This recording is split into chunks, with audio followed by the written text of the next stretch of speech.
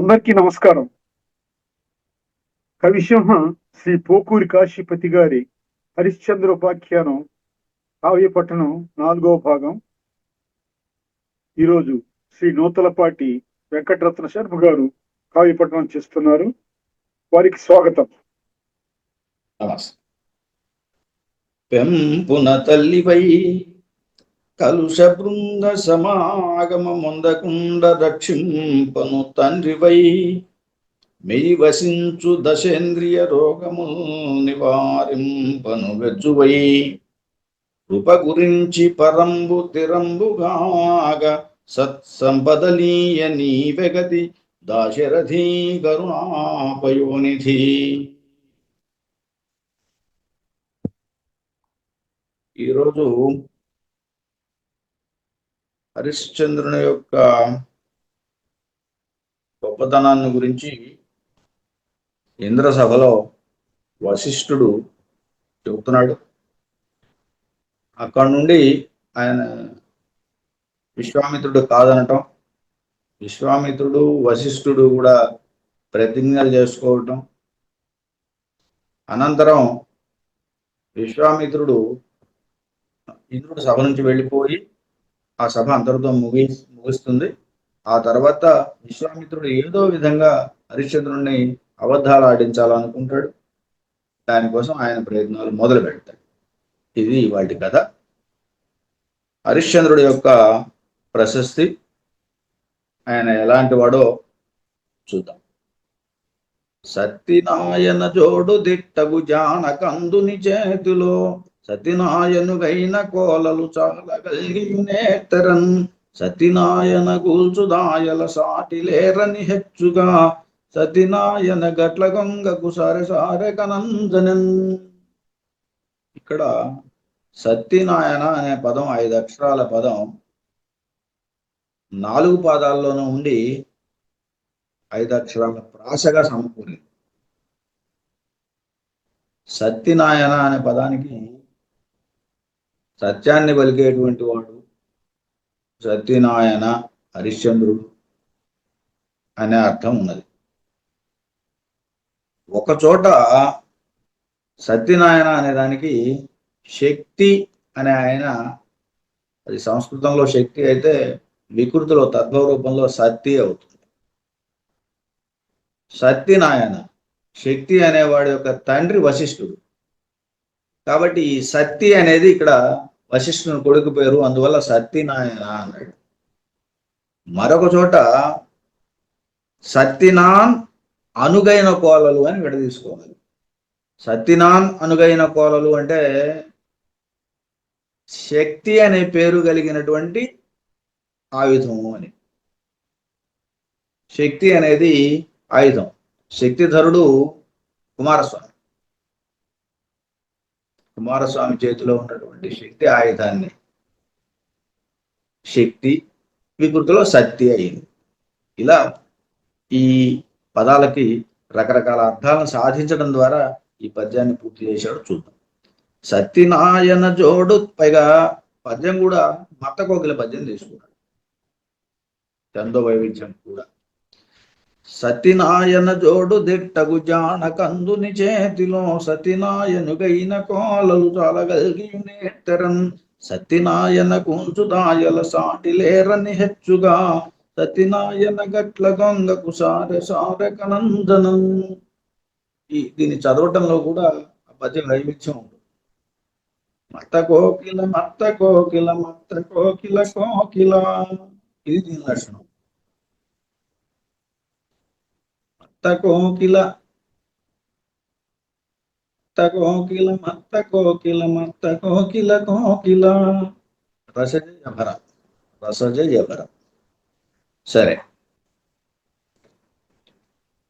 సత్యనాయన హరిశ్చంద్రుడు, ఆయనకి జోడు దిట్టగు, ఆయనకి సాటి అయినటువంటి వీరుడైనటువంటి జానకందుని చేతిలో, ఈ కందుడు అంటే కుమారస్వామి, ఆ కుమారస్వామి యొక్క చేతిలో ఉండేటువంటి సత్యనా అనుగైన కోలలు, శక్తి అనే పేరు కలిగినటువంటి ఆయుధాలు,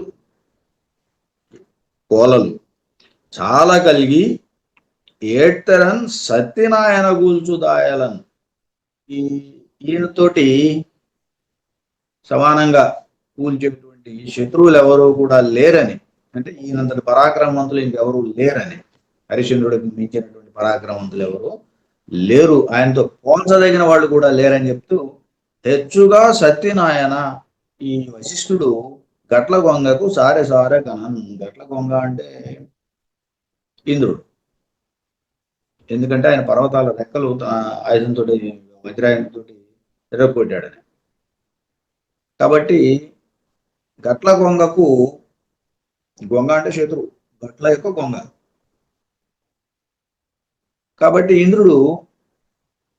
ఇంద్రునికి సారె సారె గణం జనం, సారె సారె మాటి మాటికి హరిశ్చంద్రుడు గొప్పవాడు, పరాక్రమవంతుడు, ఆయన సాటి వచ్చే వీరులు ఎవరు లేరు అని మాటి మాటికి అంటూ ఉన్నాడట వశిష్ఠుడు.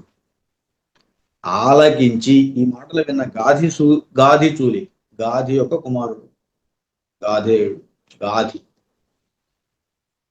విశ్వామిత్రుడు ఆరంజ్యోతిరేణికనియన్ కినుక నూని. ఆరంజ్యోతిరేణి, అరుంధతి ఆరంజ్యోతి, అరుంధతి వశిష్ఠుడు కదా. సో వశిష్ఠుడితో ఇట్లా అన్నాడు కొంత కోపంతో, ఎందుకు ఇట్లా కళ్ళలాడదు, ఈ రకంగా అబద్ధాలు ఎందుకు చెబుతావు, ఏరెరుంగరు త్రిశంకుని కొడుకును నాకు కూడా తెలియదు. త్రిశంకుని కొడుకు ఎవడో నాకు తెలుసు, హరిశ్చంద్రుడు ఆయన త్రిశంకుడు కొడుకు, ఆ త్రిశంకుడికే నేను స్వర్గాన్ని కల్పించాను, త్రిశంకు స్వర్గం అని, ఆ మాత్రం నాకు తెలియదా, వాళ్ళంతా నాకు తెలుసు అని చెప్తున్నాడు అని. తొగగొంగ కొలానికి వజ్జగనుండెదుగాన ఆ త్రిశంకు కొడుకుని ఎచ్చుగనగించు రాయలనగనెక్కడ సతునుడి అనగనేడనయా. విశ్వామిత్రుడి భావంలో ఎలా ఉందంటే, నీవు వశిష్ఠుడు దేనికి సంబంధించిన వాడు, సూర్యవంశపు రాజుల యొక్క గురువు, అందుచేత నీకు వాడు గొప్పగా కనిపిస్తున్నారు. అంతేగాని ఈ రాయలనగానెక్కడ, రాజులంటే ఎక్కడ, సత్తునుడి అనగా ఎక్కడ, సత్తునుడి నిలవదు రాజుల యందు అని, అంటే సత్యం మాట్లాడడం అనేది రాజులకు కాని పని అని. ఎదురించి తొగదాయ నెగుదెంచగనీక అడగుగట్టునెత్తడచిన ఋషి ఎదురించి తొగదాయ నెగుదెంచగనీక అడ్డగు గట్టునెత్తడచిన ఋషి కినుకతో హత్తి రౌతున కొడలంతట కనులొనర్చిన కనుడగు ఋషి ఎల్లరికి లఘులనయించుటకు లెసగా తొలినుడులు అచ్చుగట్టిన ఋషి నుదుట నీకుంటే నాకిదయని కనునజ్జ సెగగంటికి నిగన చేసిన ఋషి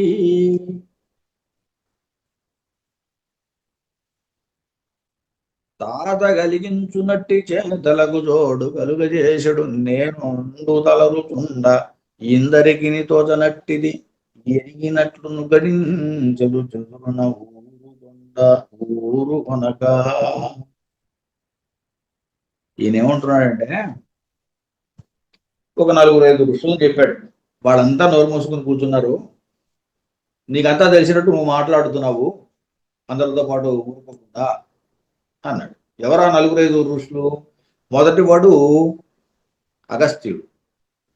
ఈయన వింధ్య పర్వతాన్ని దాటి దర్శనానికి వచ్చాడని. వింధ్య పర్వతం మేరు పర్వతం పోటీ పడి పెరుగుతూ ఉంటే అది సూర్యుని రాకపోకలకు కూడా ఇబ్బంది అవుతున్నప్పుడు, జనాలకు ఇబ్బంది కలుగుతున్నప్పుడు వాళ్ళంతా వాళ్ళ యొక్క ప్రార్థన మేరకు అగస్త్యుడు అక్కడ నుండి కిందికి వచ్చాడు. ఆయన చూడగానే వింధ్య పర్వతం సాష్టాంగపడి నమస్కారం చేసింది. సరే నేను తిరిగి వచ్చేదాకా ఇట్లాగే ఉండు అని చెప్పి ఆయన పాపం దర్శనానికి వచ్చాడు, ఇక్కడే ఉన్నాడని. ఇదొక పురాణ కథ, దాన్ని ఆధారం చేసుకుని చెప్తున్నటువంటి ఈ వాక్యం ఏమిటిది? సూర్యుడికి అడ్డంగా ఉన్నటువంటి వింధ్య పర్వతాన్ని అణచినటువంటి వాడి గర్వాన్ని అణచినటువంటి వాడైనటువంటి అగస్త్యుడు ఇక్కడే ఉన్నాడు, ఆయన మాట్లాడటం లేదు. కినుకతో హత్తిరవుతునకు ఒడలంతా కనులనొచ్చిన గనుడు అగు ఋషి కోపంతో నీవు ఒళ్ళంతా కళ్ళు కావాలని చెప్పి శపించాడు గౌతమ మహర్షి ఇంద్రుడిని. అటువంటి గౌతమ మహర్షి కూడా ఇక్కడే ఉన్నాడు. ఎల్లరికి లగ్గులు ఎనయించుటకు లెసగా తొలినుడు లచ్చుగట్టిన ఋషి. వేదాలని అందరికీ అందేటట్టుగా విభజించి వింగడించి అందించినటువంటి వాడు వేదవ్యాసుడు మహర్షి. అది అందరికీ లగ్గులు ఎనయించును అన్నాడు. క్షేమాన్ని కలుగజేస్తుంది, మంచిని కలుగజేస్తుంది. ఇది వేదాలు. ఇటువంటి వాటిని వింగడించినటువంటి వ్యాస మహర్షి ఇక్కడే ఉన్నాడు. ఆయన కూడా మాట్లాడటం లేదు. నుదుట నీకుంటే నాకు ఇదే అని కను నచ్చశక కంటిని కనజేసిన ఋషి. నీకు నుదుటను కన్నున్నది, అగ్ని కన్ను. నాకు ఇదిగో పాదంలో ఉంది అని చూపించినటువంటి మహర్షి ఇక్కడే ఉన్నాడు. తాత గలిగించునట్టి చేతలకు జోడు కలగజేసడు నేను తలదుచుండ. ఇక ఐదోడు తానే విశ్వామిత్రుడు. తాత కలిగించునట్టి చేతలకు జోడు కలుగజేసడి అని అంటే ఆయన సృష్టిస్తున్నాడు, ఆయనకి సమానంగా నేను కూడా సృష్టిస్తాను. త్రిశంకు స్వర్గం అనేది. అలాంటి శక్తి కలిగిన నేను ఉండగా ఇంతమందికి తోచనట్టిది ఎరిగినట్టు ఉగ్గటించదు. చదువున ఊరు కొనక, చదువున అంటే సభలో ఊరు కొనకుండా ఇలా మాట్లాడుతున్నావు అని చెప్పేసి అన్నాడు. జక్కులలో జేజేలన్ జకితలకులాన జాతినయారే రక్కసులలో సత్తన చికదు హరిశ్చంద్రుడననిసి ఒక లెక్కే. కొన్ని జాతుల్లో సత్యం అనేది నిలవదయ్యా. అలాంటప్పుడు హరిశ్చంద్రుడు ఒక లెక్క. నిజానికి యక్షుల్లో నిలవదు, దేవతల్లో నిలవదు, నాగుల్లో నిలవదు, రాక్షసుల్లో కూడా సత్యం నిలవదు. అటువంటిది నరుడు హరిశ్చంద్రుడు ఒక లెక్క అని అంటున్నాడు. అనేడు గాది కొడుకు కనుగొని తనలో రాచ కొంటె ఇతడు అవునను ఎంచి కినుకతో ఇట్లని తెరగంట్ల రేణిక అరుదు కలుగన్. అప్పుడు వశిష్ఠుడు ఏమనుకున్నాడు? అర్థంగా మాట్లాడుతున్నాడు, వీడు కొంటే అని అనుకున్నాడు విశ్వామిత్రుడిని. అనుకుని సరే కోపంతో ఈ ఇంద్రుడితో ఇలా అన్నాడు. ఇంద్రుడు ఆశ్చర్యపోయేటట్టుగా కొన్ని మాటలు చెప్పాడు. ఏం చెప్పాడు? లాటి గరితల తల్లులలాగా చూచు. ఇతర స్త్రీలను తల్లులాగా చూస్తాడు. ఊరుల సొత్తును గని రాతి కరణినెంచు. ఇతరుల సొమ్ముని రాయిలాగా చూస్తాడు అని ఆశపడాడు. ఎల్ల ఉసురుల తనలీలనే తలంచు. ఎల్ల ఉసురులను అన్ని ప్రాణాలను కూడా తనలాగానే భావిస్తాడు అని. అన్ని ప్రాణుల్ని తనలాగానే భావిస్తాడు అని. ఆత్మవత్సర హోదాని అని కదా. అలా అన్ని ప్రాణుల్ని కూడా తనలాగానే చూస్తాడు అని. ఎనగలుగక హరిశ్చంద్రుడు ఉరళించు. ఈ రకంగా హరిశ్చంద్రుడు చాటు లేక ప్రకాశిస్తున్నాడయ్యా అని చెప్పి. తెలియకనే నీయు లేదా కలనే నీయు కేలిగేని కలలనాడంగలడే చెరి ఒకటి అనుకొనగలుగా తగాదయ్యకర్రి తగానిటులేలా. తెలియకైనా లేదా కలలో అయినా చివరికి ఎగతాళిగా అయినా అబద్ధాలు ఆడగలడా? ఆయన ఆడాడు. ఏదో చెరొకటి అనుకోవటానికి, అనవసరంగా తగాదా పడటానికి ఎందుకు? ఈ తగాదా పడటం అనవసరం కదా అని చెప్పి అన్నాడు చివరికి. తొగతాయ తేజు జడినన్. సూర్యుడు ప్రకాశాన్ని కోల్పోయినా తగలగరాకి కాక తగినన్.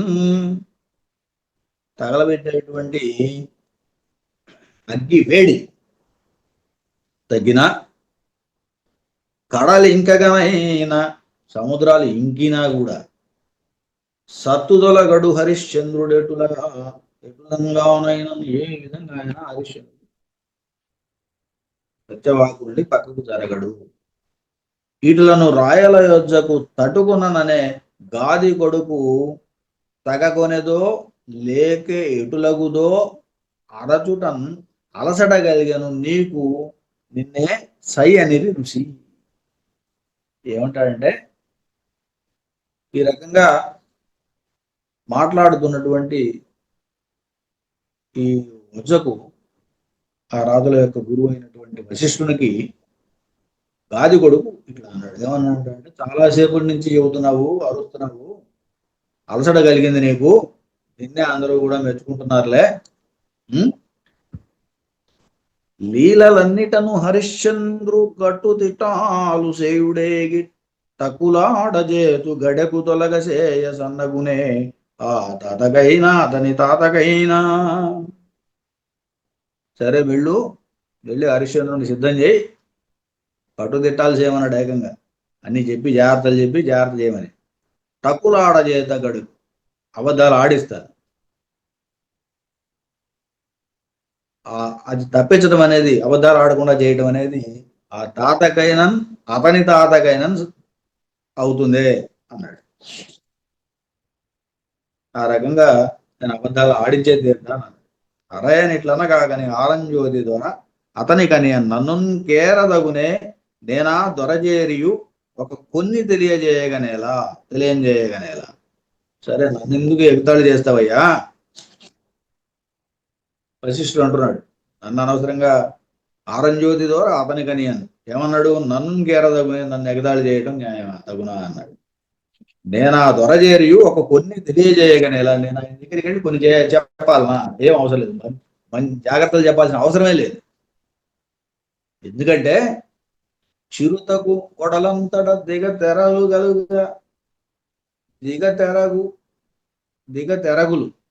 అంటే చిరుతకి సారు ఉన్నట్టు, అది సిద్ధంగా వస్తాయి, వాడు తీర్చిదిద్దే కాదు కదా. చిరుతకు మొడలంతట దిగతెరగులు గల చారలే రుదిర్చిరి. ఎవరు తీర్చాడు, ఎవరు తీర్చలేదు, వాటంతా అవే ఉంటాయి, పుట్టుకతోనే వస్తాయి. అటులే ఆ నెరసరి కలిగిన నాడే తొరసెను సైరనయు సత్తు దిగునుడు ఇడుటచేన్. అది ఆయన పుట్టిన దగ్గర నుంచి కూడా కలిగిన నాడే దొరసెను.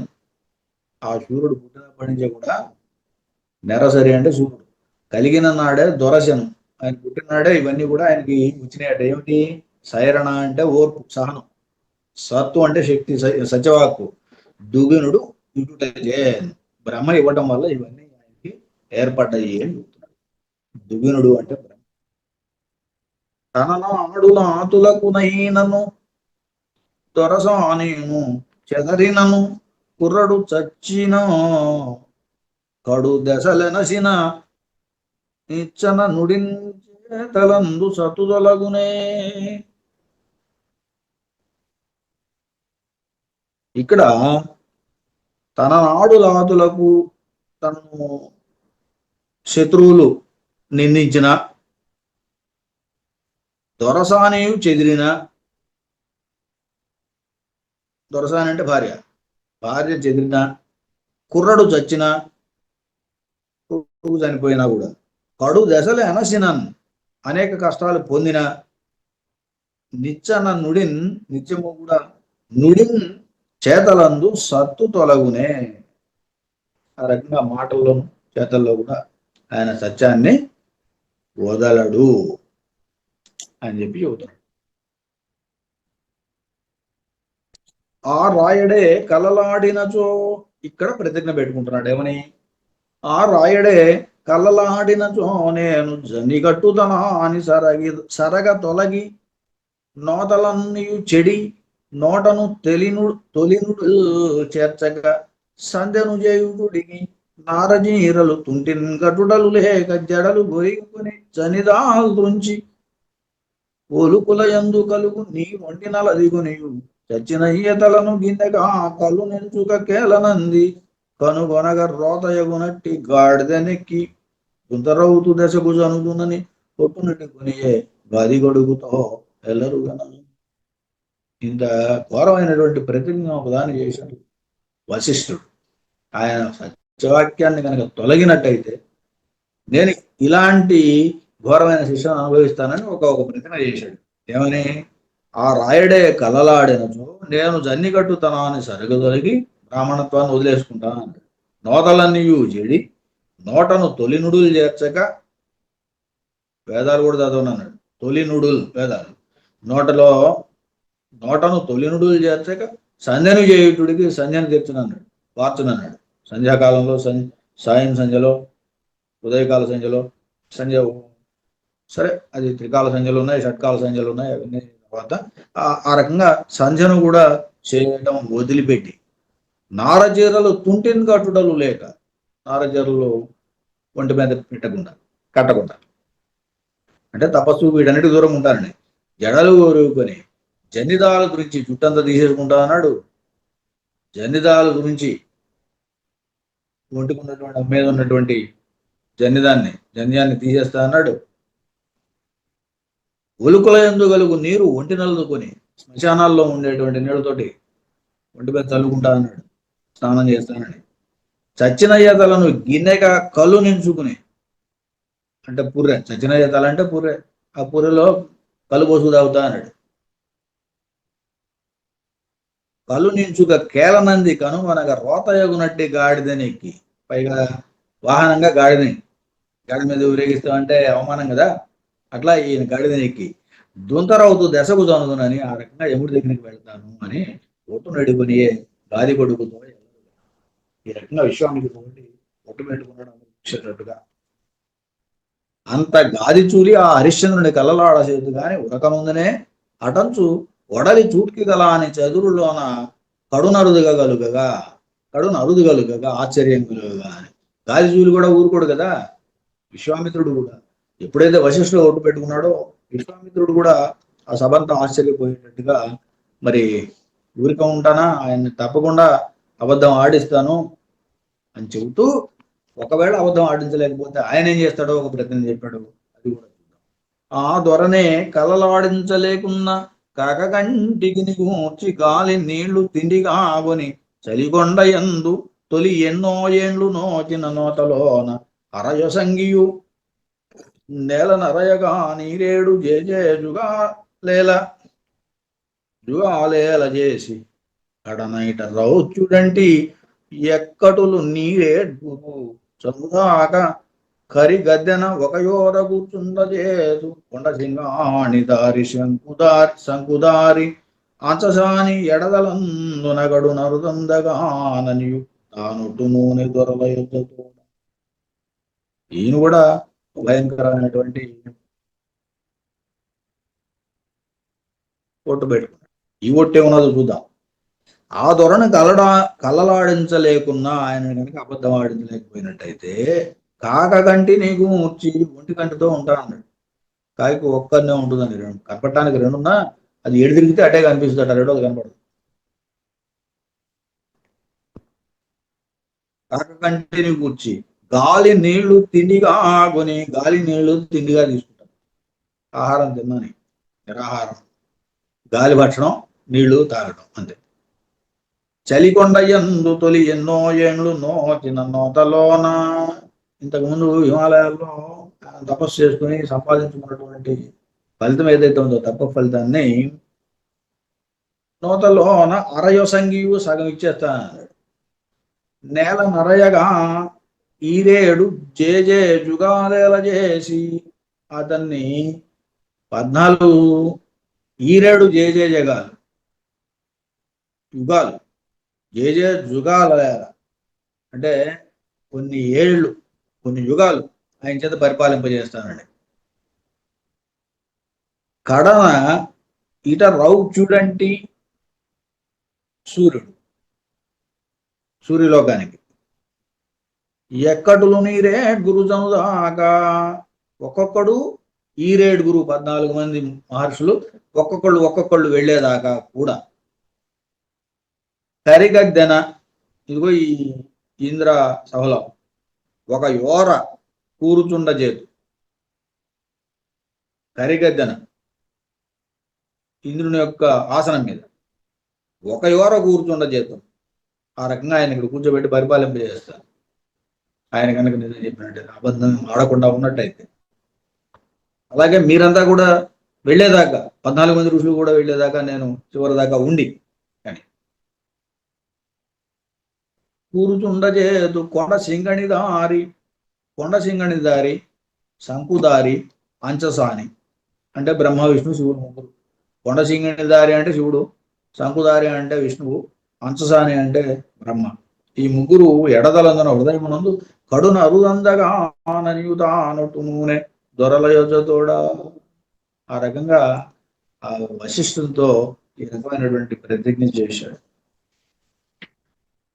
వీటిలో ఇద్దరు ఆనదులు ఇడుకునగా కొందరు అదరాలను కోరిక కొనుచు, కొందరు తలలు ఊచుచును, కొందరు కై చెక్కుని ఎడుకుని, కొందరు ఔరవరాయ అనుచుండ తల ఒక భంగిమలో కనిపిస్తున్నారు. అక్కడ ఉన్నటువంటి మహర్షులందరూ కూడా తల ఒక విధంగా, ఒకడు తలకాయ ఊచాడని, ఒకడు గడ్డంగా చేతి పెట్టుకున్నాడని ఇట్లా. సరే, రంతుగా గాంచి కరు చదురందదియ నేను గురుచుండి తినేని ఓర్చగాని కలనని ఒడ్డోలగాని తొలగినంత నటులు చేరగా ఆనందదనిది. ఆయన ఇదంతా సభ అంతా ఏదో గందరగోళం అవుతోంది, అలరవుతోంది అని చెప్పేసి ఇక్కడ నేను చివరి దాకా కూర్చున్నట్టయితే నేను ఏదో ఇదంతా ఇవాళతో చూడటానికి కూర్చున్నట్టు ఉంటుంది, కాబట్టి ఇక్కడ కూర్చోవడం భావ్యం కాదన్నట్టుగా కరి ఇంద్రుడు అక్కడ నుంచి లేచి నెమ్మదిగా వెళ్ళిపోయాడు. ఒడ్డోలగాని తొలగినంత అటులు చేరగా అంతదనిరి. అతనితో పాటు అందరూ కూడా మరి సభలో ముఖ్యమైనటువంటి ఇంద్రుడే వెళ్ళిపోతే మిగతా వాళ్ళు ఉంటారు కదా, వీడులని ఇచ్చటుండా ఈ విధంగా ఇక్కడ ఉండగా అరెరే చిగురించుడ క్రొత్తల ఏ చెట్టులు సంతజిల్లుచును చిల్కలు పోగిలజరేయగల్ గట్టున నుండి కొట్టు శిశుగాలియు కూడిక కోరి పొందుతున్నట్టి చెలులనజ్జ తొలిదవు నెల చేకుడే నాడు చూడగన్. ఈ లోపల చైత్రమాసం వచ్చింది అని ఒక చైత్రమాసం యొక్క వర్ణన చేసి ఇంత జరుగుతుండగా ఈ సభ ఇక్కడ ముగిసింది. అక్కడ ప్రకృతిలో మార్పు ఒకటి వచ్చింది, అది చైత్రమాసం.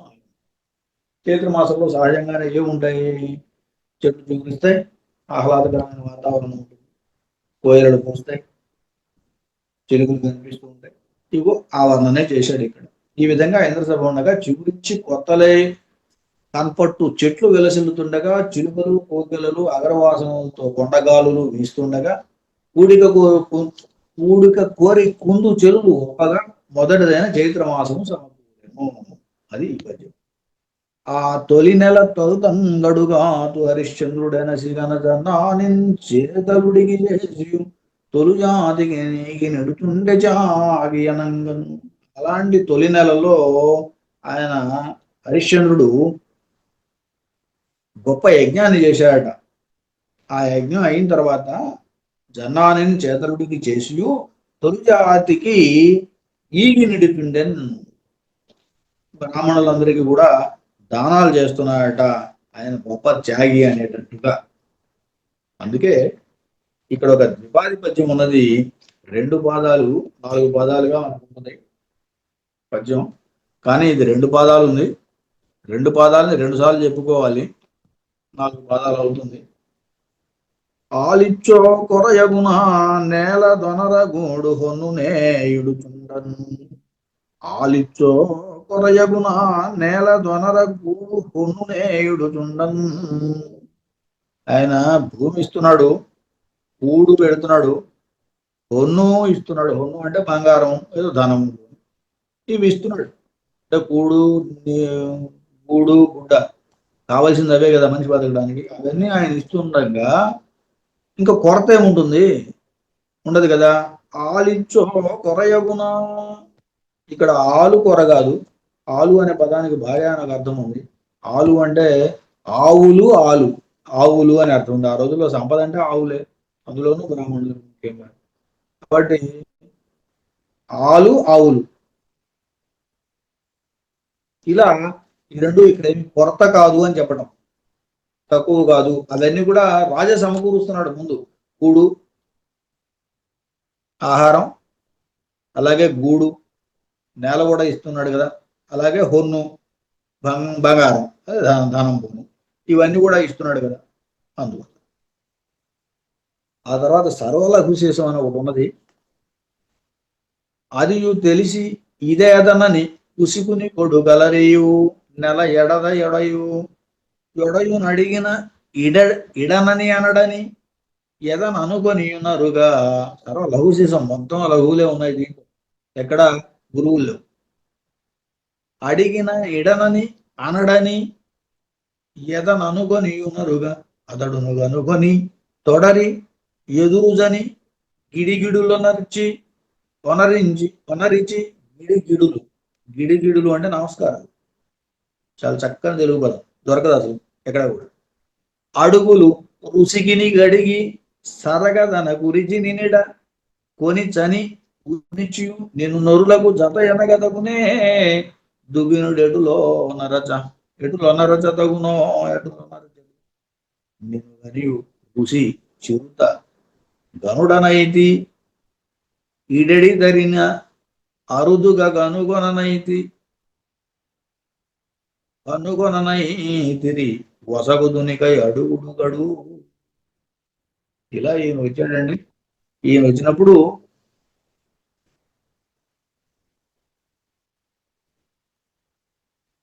ఆ సభలో ఇంతమందికి ఇస్తున్నాడు కాబట్టి అడిగింది ఏది ఇవ్వకుండా ఉండడు. అడిగేది ఏదో ఘనంగానే అడగాలి కాబట్టి అడుగుతాడు.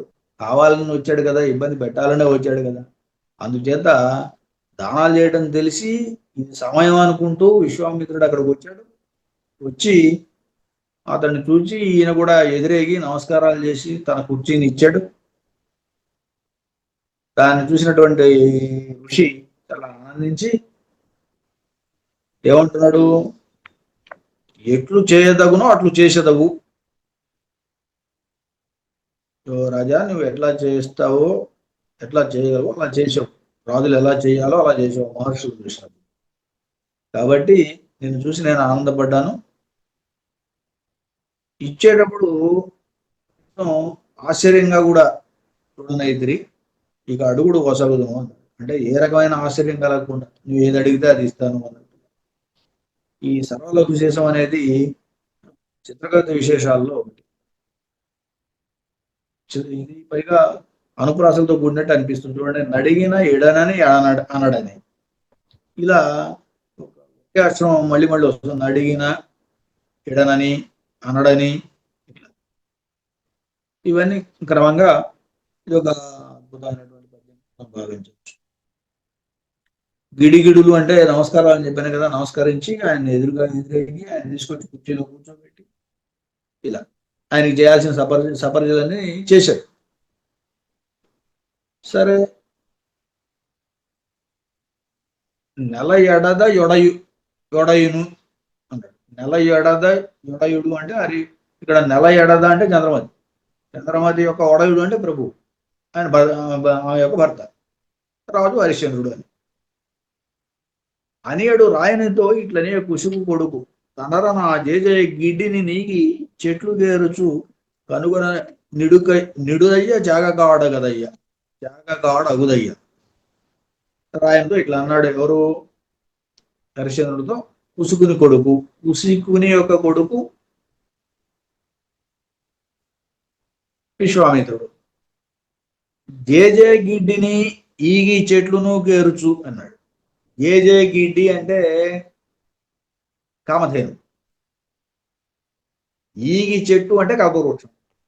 ఈ రెండింటిని కూడా కేరుచు, అపహాస్యం చేస్తూ వాటిని ఓడిస్తూ అని పోని, దానికి ఎగతాళి చేస్తూ అని. ఎగతాళి చేయడం అంటే ఓడగొట్టడమే అని. అంటే వాటికి మించి ఈయన దానం చేస్తున్నాడు, అటువంటి త్యాగకాడు కదయ్యా నీవు అని పొగిడాడు కాస్త. తిగ కూడిక కట్టు చూడగనేగియు నొక్కుకొన్న టంకునటుల నిన్నుగి కొద్దిగినే నడుగగా నుంచి తిని సడిగారు నీడు. తిగ కూడిక గట్టు, ఒక్కొక్క పదాన్ని పట్టుకోవడం కూడా కష్టమే. తిగ కూడిక గట్టు అన్నాడు. గట్టు అంటే కొండ. ఈ తిగ కూడిక ఏమిటి? అచ్చ తెలుగులోకి వచ్చేసరికి ఇన్ని ఇబ్బందులు ఉంటాయి. తిగ అనగానే మూడు, తిగ మూడు. కూడిక అంటే కూటమి, కూట కలవటం పోని. ఇది త్రికూట పర్వతం అని. తిగ కూడిక జట్టు అంటే త్రికూట పర్వతం. శివుడు ఉంటాడని కదా అక్కడ. త్రికూట పర్వతము చూడగనేగి అంటే శివుని చూడటానికి వెళ్ళి ఉక్కు కొన్న టంకునటలా అక్కడ ఆయన నుంచి బలాన్ని పొందినటువంటి టంకులాగా.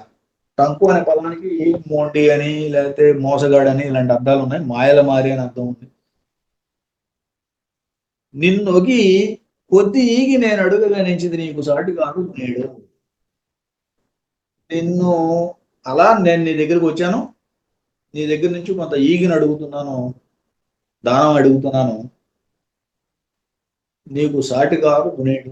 మిగతా రాజులు ఎవరు కూడా నీకు సాటి కాదు. నేను అగ్గి కంటికై జనానంజయదలంచి తలంచినాన్ అయ్యదియన్ తానిండారగ చేయగదే నిన్ను చేరి కోరి తిని రారాజా. అగ్ని కంటి అంటే శివుడు. ఆయనకు ఒక యజ్ఞం చేయాలనుకున్నాను. ఆ యజ్ఞానికి అది పూర్తి చేయండి మీరు అన్నాడు. ఏం చేయాలి? దానం చేయాలి కదా, మరి ఏం చేయాలి? దానికి ఏం చేయాలో చెప్పాడు.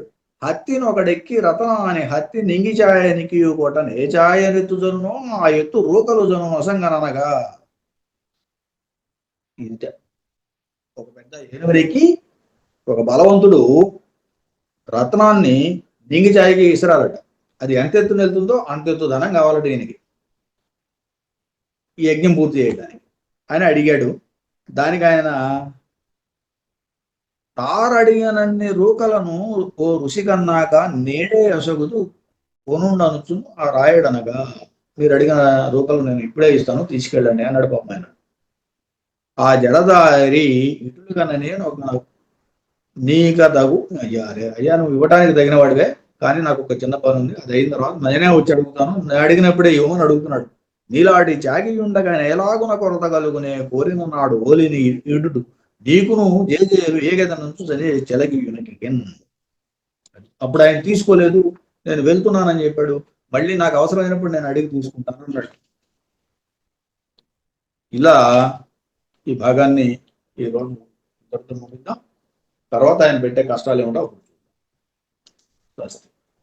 విషయం శ్రీ పోకూరి కాశీపతి గారి హరిశ్చంద్రోపాఖ్యానం కావ్య పట్టణం గావించారు శ్రీ నూతలపాటి వెంకటరత్న శర్మ గారు. శ్రీ శర్మ గారికి ధన్యవాదాలు.